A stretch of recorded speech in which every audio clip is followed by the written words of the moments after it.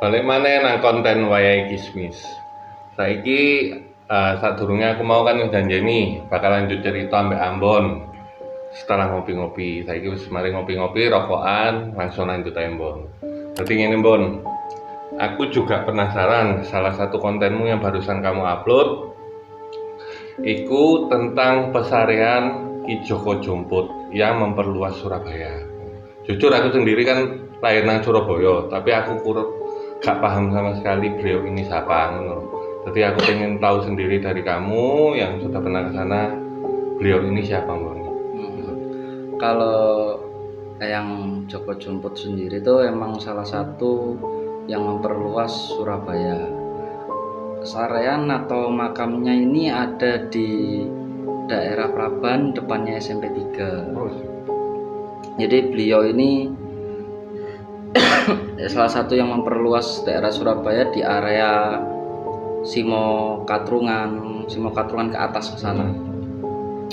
Dulu beliau ini cuman seseorang anak yang tinggal di hutan yang membantu ibu angkatnya yang bernama Mbak Praban Kincau untuk membuat jamu, membuat jamu untuk menyembuhkan beberapa penyakit dari teman-teman dari kerabat kerajaan seperti itu.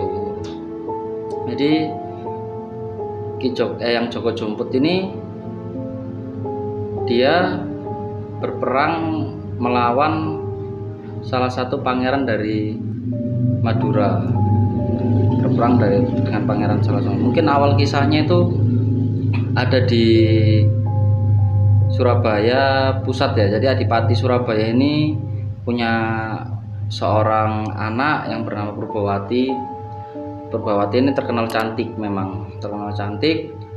Akhirnya Purbawati dilamarlah oleh si pangeran dari Madura, yang bernama Gajah Situbondo. Tapi bapak dari Purbawati ini, Jayangrono, dia tidak mau menerima, ingin menolak secara halus dengan cara membuat sayembara itu tadi. Sayembara, siapa yang bisa memperluas area Surabaya, saya nikahkan dengan anak saya Purbawati.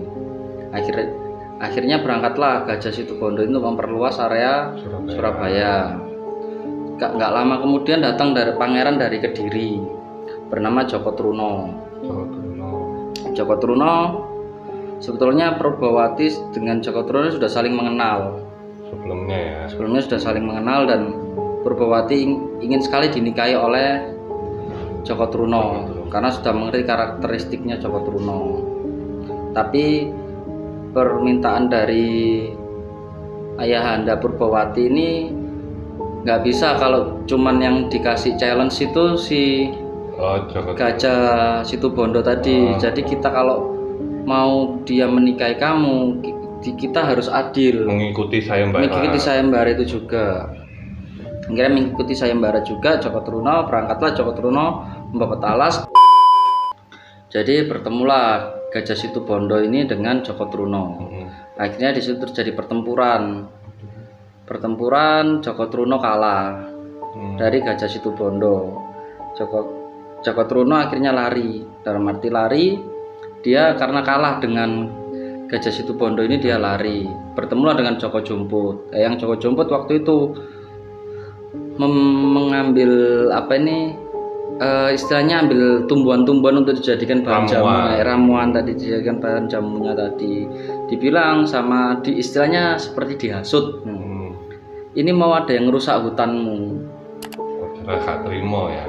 Gimana kamu kalau merusak? Sedangkan pada waktu itu yang Joko Jomput sendiri kan, loh ini hutan yang ngerawat, dalam arti ngerawat itu aku udah lama di hutan sini dengan aku menanam tumbuh-tumbuhan, tak cabut lagi untuk jamu itu tadi. Akhirnya yang Joko Jomput setelah dihasut seperti itu, seakan-akan yang Joko Jomput, aku nggak terima kalau hutanku dirusak. Iya, Bertemulah yang Joko Jomput dengan Gajah Situbondo. Bertempur yang Joko Jomput dengan Gajah Situbondo. Akhirnya Gajah Situbondo ini lari. Gajah Situbondo ini kalah dari Eyang Joko Jumput.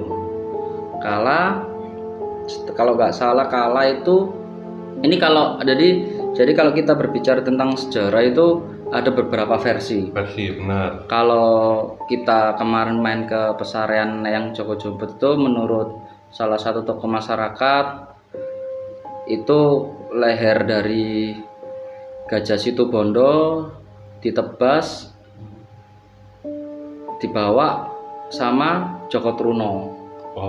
Tapi kalau di versi lain mengatakan Gajah Situbondo ini lari sampai ke area Situbondo yang sekarang namanya jadi kota Situbondo. Itu versi lainnya seperti itu. Akhirnya sampai Joko Truno ini istilahnya udah dapat bukti kalau dia bisa mengalahkan Gajah Situbondo. Dia lari ke Adipati Jayengrono mengatakan, ini Gajah Situbondo sudah saya bunuh atau sudah saya kalahkan. Jadi yang pemenangnya di sini adalah aku. Ketika Joko Truno mengatakan seperti itu, Eyang Joko Jumput juga ikut di belakangnya. Yang Joko Jumput ikut, yang Joko Jumput bilang, loh yang membunuh ini bukan kamu tapi aku. Dari situ terjadi perdebatan akhirnya. Dari situ terjadi perdebatan, si Adipati ini Jayengrono akhirnya ya udah kalian bertempur aja di sini. Yang menang berarti itu yang menikahi anaknya. Iya, yang menikahi Purbawati. Akhirnya bertempur di situ sampai 7 hari 7 malam. Gak kalah, gak ada yang kalah, gak ada yang menang. Dipanggillah ibundanya Joko Truno. Dipanggillah ibundanya Joko Truno dari Kediri, dipanggil, ditanya, apa benar kamu yang mengalahkan Gajah Situbondo? Dia masih diam. Ditanya lagi, apa benar kamu yang mengalahkan Gajah Situbondo? Jadi diam, dia akhirnya delak-delek gitu loh istilahnya. Delak-delek gitu. Akhirnya ada satu prasasti di Surabaya namanya Joko Dolok. Itu representasi dari Joko Truno. Oh, sebenarnya Joko Dolok itu Joko Truno ya? Ya, representasi dari Joko Truno itu tadi. Akhirnya Eyang Joko Jumput menikah dengan Purbawati. Kurang lebih seperti itulah ceritanya. Eyang Joko Jumput ini. Kalau aku pribadi, Mbon, kalau misalkan Joko Dolok memang di Taman Apsari kan aku tahu sendiri ada prasastinya, ada Arca ya. Ya. Jadi aku mikirnya, oh Joko Dolok ini yang berperan di Surabaya. Sedangkan aku baru tahu dari channelmu ada versi dari Joko Jumput yang memperluas seperti itu. Kira-kira, Bon, menurutmu kenapa kok ada prasasti Joko Dolok? Kenapa kok istilahnya kita tahu sendiri lah, Praban istilahnya raket, bangunannya raket gitu loh. Kenapa kok tempatnya menyelinap kan, istilahnya kan gang-gang tok nang gitu loh. Sedangkan Joko Dolok ada prasastinya. Kalau seperti itu mungkin dulunya itu makam itu tempat Eyang Joko Jumput itu tertutup. Dalam arti tertutup itu nggak ada yang tahu. Beliaunya nggak ada yang tahu kalau dimakamkan di situ. Cuman ada mitos masyarakat mengatakan di sini ada makam pembesar Surabaya. Cuman tepatnya di mana pada waktu itu orang-orang nggak ada yang tahu di mana. Akhirnya terjadi kebakaran hebat, ditemukanlah itu awalnya makam beliau ya. Iya, seperti itu. Oh, baik. Jadi kalau untuk Joko Dolok sendiri mungkin kenapa ada prasastinya? Itu ya tadi aku bilang tadi, representasi dari cerita rakyat itu tadi. Bukan cerita rakyat, cerita tadi itu bahwasanya dia delak-delak akhirnya menjadi batu. Dalam arti menjadi batu bukan berarti yang di foto atau apa di mana ini namanya di Taman Apsari itu Arca Joko Dolok itu benar-benar Joko Doloknya atau bukan, itu kita kan nggak tahu. Bukan berarti beliaunya memang ada di situ atau enggak, kita nggak tahu. Tapi saya lebih suka menyebutnya Arca. Seperti itu. Oke. Setelah awakmu sowan ke pesariane Ki Joko Jumput ya, experience apa yang kamu dapat? Kalau untuk pengalaman sih, kita sebagai anak muda itu sebenarnya harus mengerti sejarah-sejarah apa yang harus kita pahami tentang bagaimana kota kita dahulunya, atau asal muasal kota kita dahulunya gimana. Dulu pernah ada salah satu presiden kita mungkin mengatakan jas merah. Oh, ya. Jangan melupakan sejarah. Mungkin seperti itulah. Kalau dari pengalaman saya di situ, beberapa kali main ke Pesarean itu intinya jangan melupakan sejarah. Tindak tanduk itu harus dijaga, unggah-ungguh. Wong Jawa ning ngarani unggah-ungguh. Adabnya itu harus dipakai. Ya, mungkin lebih ke pesan moralnya. Pesan moralnya seperti itu. Ya. Terus istilahnya kemarin setelah berkunjung atau sowan ke Ki Joko Jomput, bagaimana aura atau apa berbeda enggak sama kamu berada di luar lingkup sama di dalam lingkup Pesarean? Itu kan kebetulan tempatnya di tengah kota. Mungkin Surabaya terkenal panas ya, panas. Kalau untuk di dalam situ sih, ketika itu saya sama salah satu teman juga yang kesana, kita juga merasakan hal yang sama. Di dalam situ perbedaan suhunya itu beda. Dalam arti suhu itu auranya itu beda. Dalam arti aura ini, kita masuk itu di luar memang panas, hiruk pikuk. Jalan ramai itu memang panas. Praben apalagi ya. Kita masuk ke ruangan situ, kita masuk ke Pesarean. Di situ tenang, asri, seperti kita itu berada di tengah-tengah. Memang kita seperti berada di tengah-tengah hutan atau yang tenang pokoknya. Masih nganu ya, istilahnya di gedung-gedung, tengah gedung-gedung gitu masih bisa merasakan hal seperti itu. Memang masih bisa merasakan. Mungkin ya karena aura dari Eyang Joko Jomput itu sendiri atau bagaimana, saya kurang tahu. Cuman kalau ini pendapat saya, kalau pendapat saya merasakan hal seperti itu. Kalau teman-teman lain mungkin mau main ke sana ingin membuktikan atau apa, kalau ada teman-teman lain mengatakan, wah podo wae ya nggak ngerasa, ya monggo terserah. Ya, itu persepsi orang lain. Iya, persepsi orang lain. Kalau menurut saya, ketika saya masuk ke situ lebih tenang, lebih enjoy gitu. Terus sama ini Bon, kemarin sebelum kamu upload itu, kamu sempat upload yang masalah audio hilang. Oh ya. Waktu itu apa berhubungan sama waktu kamu sowan ke Mbah atau gimana? Jadi kita di situ kebetulan take ada tiga kali take video di situ. Video yang pertama kita take itu awalnya aman-aman aja, kan di situ dekat salah satu mall. Dekat salah satu mall, kita cek di mall situ, audio di video ini hilang. Hilang. Tapi audio yang ada di HP lain saya dengarkan itu ada. Berarti kan sudah aman tentang audio, nggak masalah. Terus masih di tempat yang sama, ternyata take di luar, kan di depan itu kebetulan ada yang buat nombok jamunya yang Praban Kinco itu masih asli. Ibundanya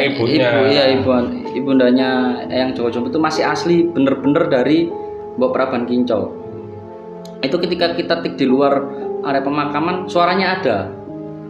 Ada, tapi waktu di dalam nggak ada audionya. Tapi aku kalau mikir nggak masalah, mungkin kesalahan teknis kita atau bagaimana, tapi masih ada simpan satu audio. Selesai dari situ kita masuk proses editing. Kita masukkan audionya, ternyata audionya nggak bisa nyala. Bener durasinya ada, tapi ketika audio dinyalakan itu nggak ada suara apa-apa, udah bisu semua. Berarti cuma gambar aja ya? Iya, akhirnya hari kedua kita kembali lagi ke sana. Kita take video lagi, ternyata oke, selesai take. Salah satu tokoh masyarakat di sana bilang ada beberapa cerita yang harus saya benarkan. Ada beberapa cerita yang harus saya benarkan, atau ada beberapa cerita yang harus saya revisi. Oh, berarti istilahnya berhubungan sama yang tadi ya, yang audio hilang bisa jadi seperti itu. Cuman waktu itu memang permintaannya seperti itu, jadi kita take ulang. Alhamdulillah take yang ketiga bisa naik ke channel kita itu Oke, tadi ya. baik Mon. Jadi istilahnya teman-teman ini Rek, yang audio hilang atau apapun itu tidak ada hubungannya dengan tempat itu angker atau apa, enggak. Jadi seperti pesan moralnya Ambon tadi, kita harus mengutamakan unggah-ungguh terutama itu yang mana. Mungkin saja kita ada salah waktu pertama kali datang ke sana, apapun unggah-ungguhnya, niatnya atau apapun. Terus yang kedua pesan moralnya dari Ambon tadi, jangan lupakan sejarah ya Mon ya. Ya, kalau bisa lagi teman-teman main, meskipun kita masih muda, main aja ke pesarean, nggak apa-apa. Dalam arti main ke pesareannya bukan hanya unsur yang klenik. Kita bisa tahu di sana ini siapa beliau, bagaimana dulu beliau berjasa untuk kedepannya kita ini bagaimana. Oke. Kita bisa tahu. Kalau mungkin masih sekarang teman-teman mungkin berpikirnya, wah main ke pemakaman, horor, mistis, bla bla bla bla, dikait-kaitkan hal seperti itu. Alangkah baiknya pemikiran itu dibelakangkan, lebih ke depannya aja kita mikir siapa sih beliau ini, berjasa buat apa untuk kita sampai sekarang, kok bisa jadi seperti ini, bagaimana beliaunya, apa jasanya untuk kita pelajari, ya lebih mengenang ke ya gitu. Okay. Lebih ke situnya. Oke Mbon, terima kasih suwun waktune wis dolen nang kene, wis gelem tak apa istilahnya tak repoti lah berbagi cerita ini ya. Terima kasih juga undangannya ke sini. Oh iso akhirnya. Oke Rek, suwun waktune dan kita akan balik lagi di konten Kismis selanjutnya.